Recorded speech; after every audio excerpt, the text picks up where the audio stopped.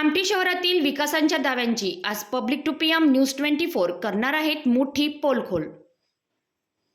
पावसांच्या काही सरी पडताच कामठी शहरातील अनेक रस्त्यांची अक्षरशः चाळण झाली आहे। रस्ते आहेत की खड्डे असा प्रश्न आता नागरिक विचारू लागले आहेत।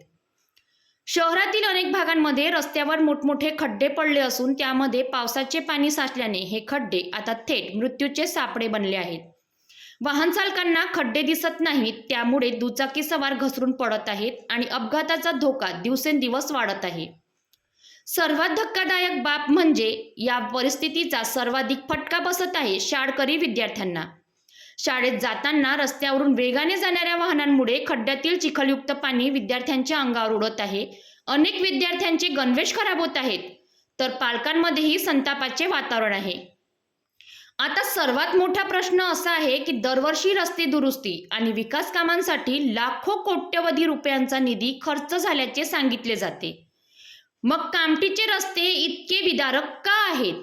नागरिकांच्या करातून जमा झालेला पैसा नेमका गेला कुठे? नाल्यांची साफसफाई वेळेवर झाली का? पावसाचे पाणी रस्त्यावर का साचत आहे? निकृष्ट दर्जाच्या कामावर कोणाची मेहरबानी आहे आणि या सर्वांसाठी जबाबदार कोण? कामठीकर आता उत्तर मागत आहेत। रस्ते विकासाच्या नावावर फक्त कागदोपत्री कामे झाली का? प्रशासनाने तातडीने खड्डे बुजवून रस्त्याची दुरुस्ती करावी, अन्यथा एखादा मोठा अपघात झाल्यानंतर जबाबदारी कोण घेणार? कामठीच्या रस्त्यांची ही अवस्था केवळ गैरसोय नाही, तर नागरिकांच्या जीवांशी सुरू असलेला एक गंभीर खेळ आहे। तर संपूर्ण पोलखोल पहा फक्त पब्लिक टू पीएम न्यूज 24 वर।